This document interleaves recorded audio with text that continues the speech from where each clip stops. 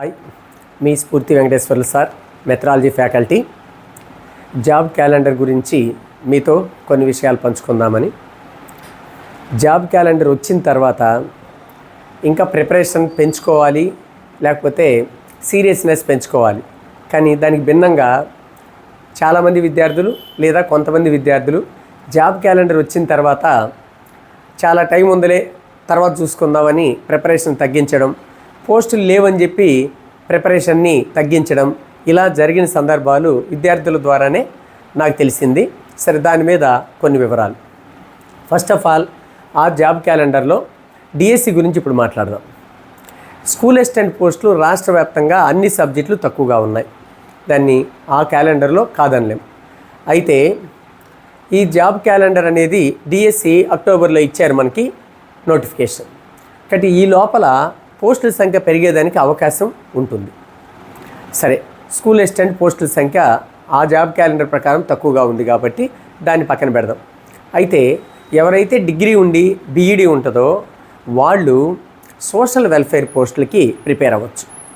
అక్కడ general studies ఉంటుంది, perspectives in education ఉంటుంది, సైకాలజీ ఉంటుంది. సో ఎవరైతే టెట్కి కానీ డిఎస్సికి కానీ ప్రిపేర్ అయి ఉంటారో, ఇప్పుడు ఎస్జిటి వాళ్ళు తీసుకుందాం, సైన్సు, సోషలు, మ్యాథ్స్లో అర్థమెటిక్, అలానే జీకే, కరెంట్ అఫైర్స్, ఇవన్నీ కూడా జనరల్ స్టడీస్కి సోషల్ వెల్ఫేర్ ఉపయోగపడదు. అలానే స్కూల్ అసిస్టెంట్ వాళ్ళు, సో వాళ్ళు సోషల్ అయితే సోషల్, సైన్స్ అయితే సైన్స్, మ్యాథ్స్ అయితే మ్యాథ్స్, జీకే, కరెంట్ అఫైర్స్ అందరికీ ఉంటుంది కాబట్టి సోషల్ వెల్ఫేర్కి కొంత ఉపయోగపడుతుంది. కాబట్టి సోషల్ వెల్ఫేర్ మీద సీరియస్గా ప్రిపేర్ అవ్వచ్చు డిగ్రీ బీఈడీ ఉండేవాళ్ళు. ఇంకా ఎస్జిటి వాళ్ళు తీసుకుందాం. ఎస్జిటి వాళ్ళకి ఎస్పెషలీ ప్రకాశం జిల్లా, నెల్లూరు జిల్లా కాస్త ఎక్కువ పోస్టులే ఉంటాయి. అంటే సుమారుగా ఒక 200 వరకు ఉండేదానికి అవకాశం ఉంది. అంటే అక్కడ కేటగిరీ వైజు, డిస్ట్రిక్ట్ వైజు ఏ పోస్టులు ఎన్ని అనేది ఇవ్వలేదు, టెంటేటివ్గా చెప్తున్నాము. లాస్ట్ డిఎస్సిలో నెల్లూరు జిల్లాకి 106 ఉన్నాయి. మెగా డిఎస్సిలో అన్ని జిల్లాల్లో ఎక్కువ పోస్టులు ఉన్నప్పటికీ నెల్లూరు జిల్లా తక్కువనే ఉన్నాయి, అలానే ప్రకాశం జిల్లా కూడా తక్కువనే ఉన్నాయి. కాబట్టి సుమారుగా ఒక 200 మనం ఎక్స్పెక్ట్ చేయొచ్చు ఈ రెండు జిల్లాల్లో, కొంచెం అప్రాక్సిమేట్ అటు ఇటుగా. అయితే విద్యార్థుల యొక్క ఆలోచన విధానం ఒకసారి గమనించాలి మనం. ఏంటంటే నోటిఫికేషన్ రాలేదంటే ఎప్పుడు వస్తుంది నోటిఫికేషన్ అని ఎదురు చూస్తారు. జాబ్ క్యాలెండర్ రాలేదంటే ఎప్పుడు జాబ్ క్యాలెండర్ ఇస్తారా ఇవ్వరా అని టెన్షన్ పడతారు. నోటిఫికేషన్ వచ్చి 45 రోజుల్లో ఎగ్జామ్ పెడితే మళ్ళీ ధర్నాలు చేస్తారు. 45 రోజుల్లో ఇంత సిలబస్ ఎలా చదవాలి, సో చాలా ఎక్కువ సిలబస్ ఉంటుంది, మాకు కనీసం 3 నెలలు కావాలా అని.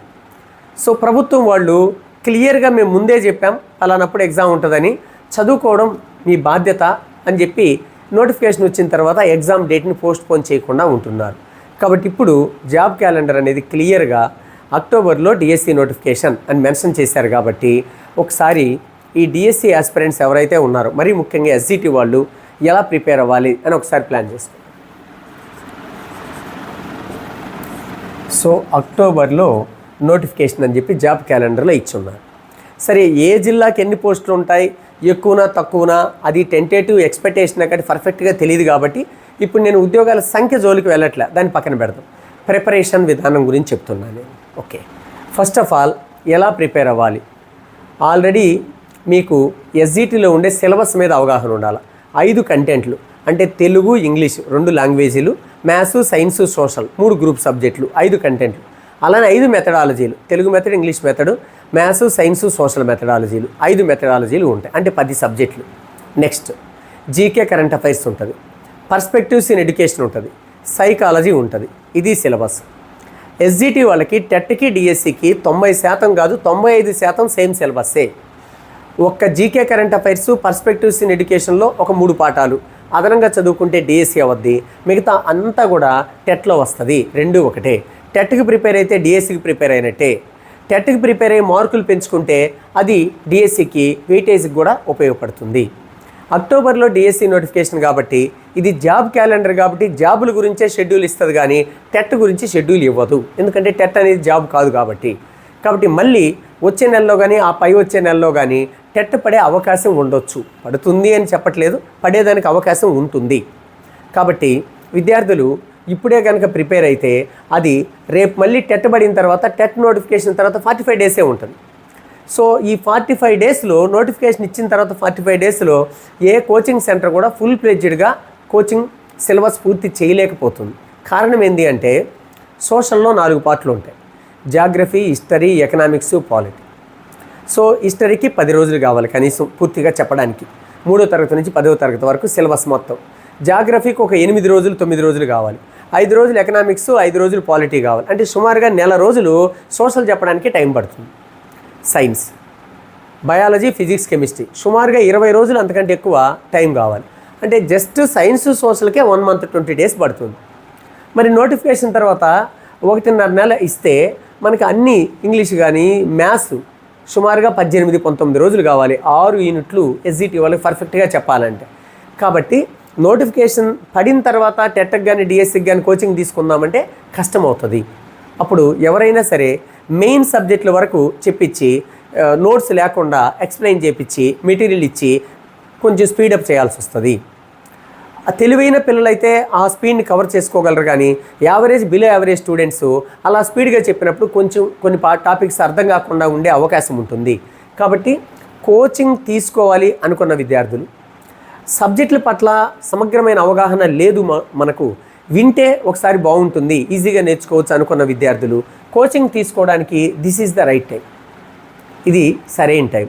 ఈ టైంలో కోచింగ్ తీసుకుంటే 90 నుంచి 100 రోజుల లోపల ఈచ్ అండ్ ఎవ్రీ సబ్జెక్ట్ ఎవరైనా సరే, ఏ కోచింగ్ సెంటర్ అయినా సరే విత్ నోట్స్ క్లాసులోనే నేర్పించే విధంగా డీటెయిల్డ్గా మీకు చెప్పించడానికి అవకాశం ఉంటుంది. నెక్స్ట్ ఇంకేం చేయాలి? ఇలా కోచింగ్కి ఒక 3 మంత్స్ 3.5 మంత్ పోతే కోచింగ్తో పాటు మీరు కోచింగ్ పోయి క్లాసులు వినేసి పుస్తకాలు ఇంట్లో పెట్టుకొని మళ్ళీ రేపు కోచింగ్లో కూర్చోకూడదు. సో కోచింగ్తో పాటు మీ ప్రిపరేషన్ కూడా 1 టైం అయిపోవాలి. అందుకే మన స్ఫూర్తిలో ఒక ప్రణాళిక ఉంటుంది. డైలీ ఎగ్జామ్, ఈరోజు ఏం జరుగుతుందో రేపు దాని మీద ఎగ్జామ్ పెడతాం. వీక్ గ్రాండ్ టెస్ట్, ఆ వీక్ మొత్తం ఏం జరుగుతుందో ఆ వీక్ సిలబస్ మీద మళ్ళీ వీకెండ్ గ్రాండ్ టెస్ట్ పెట్టడం జరుగుతుంది. ఇలా కోచింగ్తో పాటు డైలీ ఎగ్జామ్స్ రాసుకుంటూ వీక్లీ గ్రాండ్ టెస్టులు రాసుకుంటూ ఉంటే ఈ 3 మంత్స్ ఈ 100 రోజుల లోపల కోచింగ్తో పాటు మీ ప్రిపరేషన్ కూడా 1 టైం పూర్తయిపోతుంది. ఇప్పుడు సుమారుగా మనకి April, May, June, July, August, September, October 7 నెలలు ఉంటే ఈ 7 నెలల సమయంలో ఒక 100 రోజులు సుమారుగా ఒక 3 మంత్స్ కోచింగ్ తీసేస్తే 3.5 మంత్ తీసేస్తే ఇంకా 3.5 మంత్ ఉంటుంది. కోచింగ్ విని డైలీ ఎగ్జామ్స్ రాసుకుంటూ ఏ రోజు చెప్పింది ఆ రోజు చదువుకుంటూ వెళ్తే నెక్స్ట్ రివిజన్ చేయడానికి 1.5 మంత్ నుంచి 2 మంత్స్ పడుతుంది. అంటే కోచింగ్ అయిపోయిన తర్వాత మొత్తం సిలబస్ని రివిజన్ చేయడం అంటే నవలు చదివినట్టు చదవడం కాదు. ఎగ్జామ్లో వచ్చిన ప్రశ్నకు ఆన్సర్ చేసే అంత డీటెయిల్డ్గా నేర్చుకోవడానికి సెకండ్ రివిజన్ అంటే కోచింగ్ అయిపోయిన తర్వాత ఆ కోచింగ్లో ఒక 8 అవర్స్ 10 అవర్స్ కూర్చుంటారే, ఆ కోచింగ్ క్లాస్ రూమ్లో కూర్చుండే టైం పుస్తకాల ముందు కూర్చుంటే మీకు ఒక 1.5 మంత్ నుంచి ఈ మొత్తం సిలబస్ ఒకసారి రివిజన్ అయిపోతుంది. రోజుకి 10 to 14 అవర్స్ చదివితే 1.5 మంత్, రోజుకి ఒక 10 గంటల లోపల చదువుకుంటే 2 మంత్స్. అంటే 1.5 మంత్ నుంచి 2 మంత్స్ లోపల మళ్ళీ ఒకసారి ఎగ్జామ్ బ్యాచ్లో జాయిన్ అయ్యి చదువుకుంటూ వెళ్తే ఆ సిలబస్ మొత్తము ఒక నెల నుంచి 2 నెలల లోపల పూర్తిగా సెకండ్ రివిజన్ పడుతుంది. Second revision. సో చూడండి, ఫస్ట్ స్టెప్ కోచింగు. సో ఈ కోచింగ్కి 3 to 3.5 మంత్, 3 మంత్స్ నుంచి 3.5 మంత్స్ టైం పడుతుంది. ఈ కోచింగ్తో పాటే ఫస్ట్ రివిజన్ అయిపోవాలి. అంటే కోచ్ చాలామంది పిల్లలు, ముఖ్యంగా హౌస్ వైఫ్లు, చిన్నపిల్లలు ఉండేవాళ్ళు, వీళ్ళు ఏం చేస్తారంటే కోచింగ్ చేరతారు, బట్ ఆ క్లాసుల్లో కూర్చొని విని ఆ పుస్తకాలు తెచ్చుకొని ఇంట్లో పెట్టేసి టైం లేక మళ్ళీ రేపు పొద్దున క్లాసులో పోయి కూర్చొని విని పెడుతూ ఉంటారు. దానివల్ల చెప్పింది వినడం వల్ల కొంత గ్రాస్పింగ్ ఉంటుంది, జ్ఞాపకం ఉంటుంది, అవగాహన అవుతుంది కాదనను.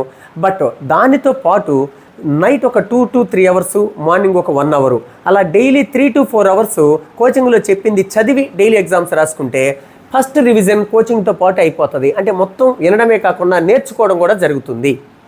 ఇది చాలా కీలకమైనటువంటి అంశం. బిలో యావరేజ్ స్టూడెంట్స్ 10th క్లాస్లో కంపార్ట్మెంటల్లో పాస్ అయిన విద్యార్థి కూడా ఉద్యోగం తెచ్చుకోవడానికి ఇది first step, very strong step.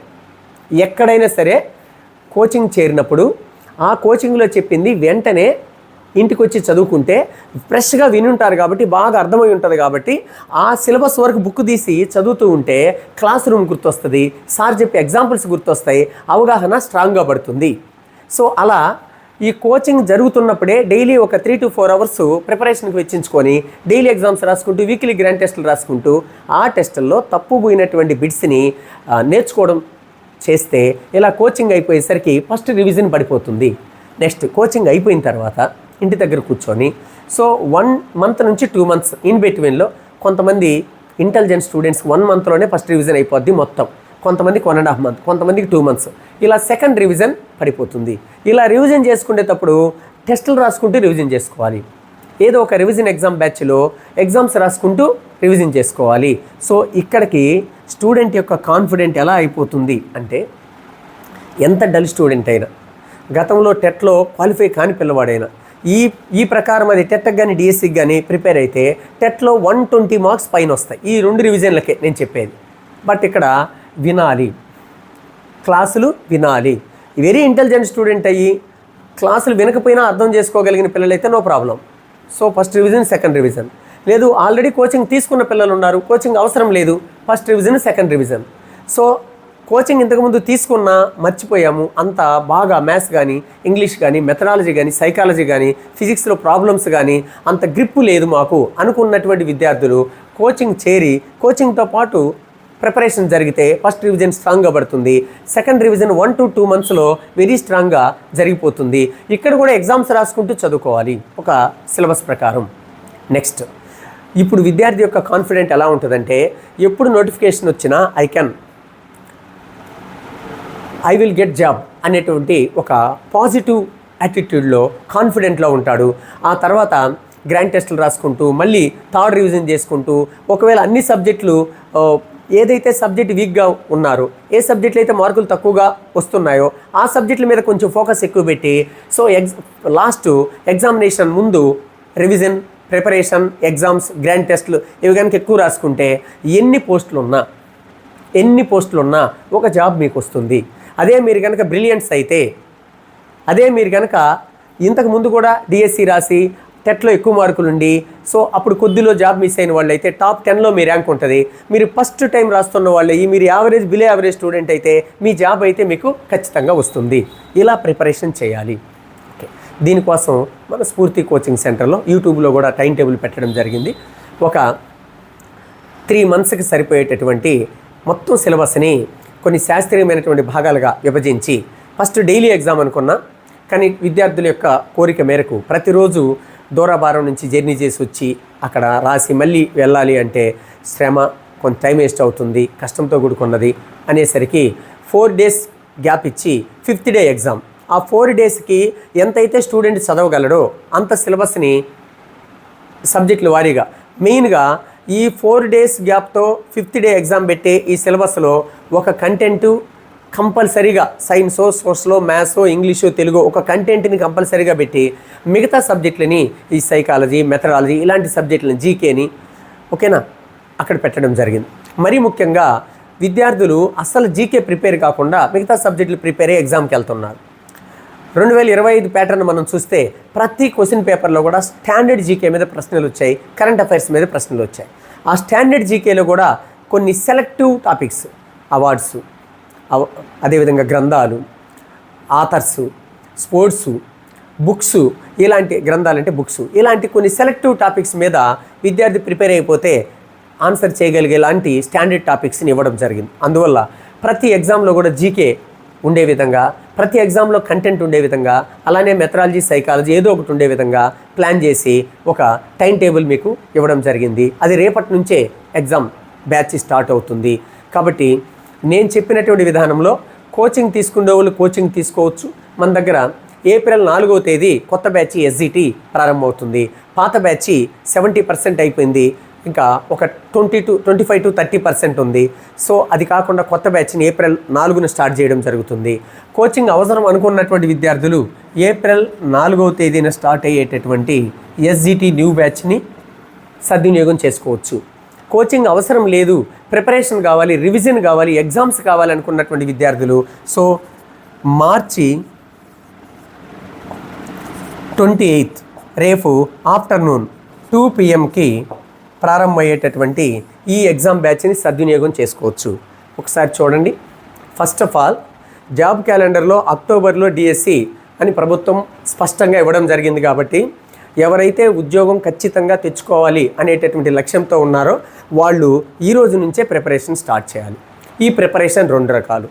Coaching అవసరం ఎవరికి అంటే ఇన్ని సబ్జెక్టులు ఉంటాయి. ఎస్జిటి సిలబస్ని ఏపీ సివిల్స్ అని అంటాం.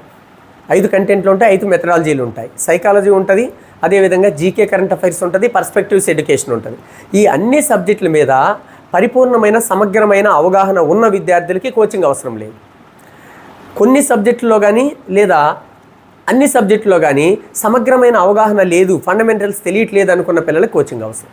కోచింగ్ అవసరం అనుకున్నటువంటి విద్యార్థులు స్ఫూర్తిలో ఎస్జిటి బ్యాచ్ ఏప్రిల్ 4న ప్రారంభిస్తున్నాం. ఆ బ్యాచ్లో జాయిన్ అయ్యి so daily exams, weekly grand test ఉంటాయి కాబట్టి డైలీ 8 to 10 hours క్లాస్ ఉంటుంది, ప్లస్ డైలీ ఎగ్జామ్ ఉంటుంది, గ్రాండ్ టెస్ట్ ఉంటాయి. కాబట్టి కోచింగ్తో పాటు ప్రిపరేషన్ కూడా మీరు చేసుకుంటూ ఇలా ఫస్ట్ రివిజన్ని స్ట్రాంగ్గా వేసుకునే విధంగా ప్లాన్ చేయాలి. కోచింగ్ అవసరం లేదు అనుకున్నటువంటి విద్యార్థులు సో మార్చి 28 అంటే రేపు మధ్యాహ్నం 2 PM స్టార్ట్ అయ్యేటటువంటి ఎగ్జామ్ బ్యాచ్లో జాయిన్ అయ్యి డైలీ 10 to 12 లేదా 10 to 13 hours, 10 to 12 hours యావరేజ్న, ఎందుకంటే చాలా రోజులు టైం ఉంది కాబట్టి ఆమెని రాత్రులు నిద్ర మేలుకొని ఆరోగ్యం పాడు చేసుకోవాల్సిన అవసరం లేదు. హ్యాపీగా ఒక 7 నుంచి 8 గంటలు నిద్రపోతూ రిమైనింగ్ టైం అంతా ప్రిపరేషన్కి వెచ్చించుకొని ఒక 10 hours డైలీ ప్రిపేర్ అవుతూ ఎగ్జామ్స్ రాసుకుంటూ ఇక్కడ ఎగ్జామ్ పేపర్ అనాలిసిస్ ఉంటుంది కాబట్టి ఆ డౌట్లన్నీ క్లారిఫై చేసుకుంటూ ప్రిపరేషన్ స్టార్ట్ చేయాలి.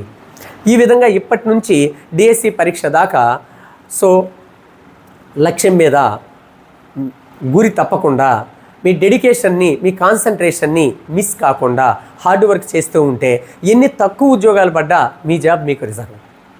దీనికి చక్కటి ఎగ్జాంపుల్ ఏంటంటే 2025 డిఎస్సి పిల్లలు 2018 డిఎస్సి రాశారు. అప్పుడు చాలా జిల్లాల్లో తక్కువ పోస్టులు ఉండడం వల్ల పోస్ట్ మిస్ అయింది. ఆ తర్వాత 2019లో సచివాలయం లక్షల సంఖ్యలో పెద్ద భారీ నోటిఫికేషన్ వచ్చింది. సో అప్పటి నుంచి ఒక ఆశావహ దృక్పథంతో గవర్నమెంట్ పెద్ద సంఖ్యలో రిక్రూట్మెంట్ చేయబోతుందని డిఎస్సి ప్రిపరేషన్లో ఉన్నారు. సో అప్పుడు ఆ టైంలో నోటిఫికేషన్స్ లేకపోయినప్పటికీ వాళ్ళ యొక్క లక్ష్యాన్ని మిస్ కాకుండా, డీవియేట్ కాకుండా హార్డ్ వర్క్ చేస్తూ వచ్చారు. వాళ్ళందరూ ఇప్పుడు టాప్ 10లో ర్యాంక్ తెచ్చుకున్నారు. అంటే ఆ 7 years ఎవరైతే దాని మీద కూర్చొని ఉన్నారో వాళ్ళు టాప్ 10లో స్టేట్ ర్యాంకులు కానీ జిల్లా ర్యాంకులు కానీ తెచ్చుకొని మున్సిపాలిటీలో, కార్పొరేషన్లో స్కూల్ అసిస్టెంట్లుగా కానీ ఎస్జిటీలుగా కానీ ఎక్కువ మంది జాబులు చేస్తున్నారు. సో కొంతమందికి అంత స్పాన్ ఆఫ్ ప్రిపరేషన్ లేనటువంటి వాళ్ళు కనీసం కూటమి ప్రభుత్వం వచ్చిన తర్వాత ఎస్సీ వర్గీకరణ తర్వాత డిఎస్సి ఇస్తామని ప్రకటించినప్పటి నుంచి అంటే ఆ 8 months కావచ్చు, ఆ 10 months కావచ్చు, ఆ 5-6 months కావచ్చు, ఎవరైతే కోచింగ్ తీసుకొని లాంగ్ టర్మ్ ఆ లాంగ్ ప్రిపరేషన్లో ఉన్నారో వాళ్ళందరూ ఉద్యోగాలు తెచ్చుకున్నారు. మరి నాలెడ్జ్ ఉండి, శక్తి సామర్థ్యాలు ఉండి, సబ్జెక్ట్ మీద అవగాహన ఉండి, ఆల్రెడీ స్కూల్స్లో హైయర్ క్లాసెస్ సబ్జెక్టులు చెప్తూ ఉండి కూడా పోస్ట్ మిస్ చేసుకున్న వాళ్ళు ఎవరు అంటే ఇప్పుడల్లా పడదలే నోటిఫికేషన్ పడితే చూసుకుందామని చెప్పి నోటిఫికేషన్ పడిన తర్వాత 45 days టైం ఇచ్చేసరికి ఆ టైంలో నేను చెప్పినట్టు ఫస్ట్ స్ట్రాంగ్ రివిజన్, సెకండ్ మళ్ళీ రివిజన్ పడడానికి టైం లేక కొద్దిలో పోస్ట్ మిస్ చేసుకున్న వాళ్ళు ఉన్నారు. సో కాబట్టి గత అనుభవాలని దృష్టిలో పెట్టుకొని నేను చెప్పినటువంటి ఈ ప్లాన్ ఆఫ్ యాక్షన్ ప్రకారం లాంగ్ టర్మ్ ప్రిపేర్ అయ్యి మీరు ఖచ్చితంగా టీచర్ జాబ్ తెచ్చుకుంటారని ఆశిస్తూ మీ స్ఫూర్తి వెంకటేశ్వర సార్.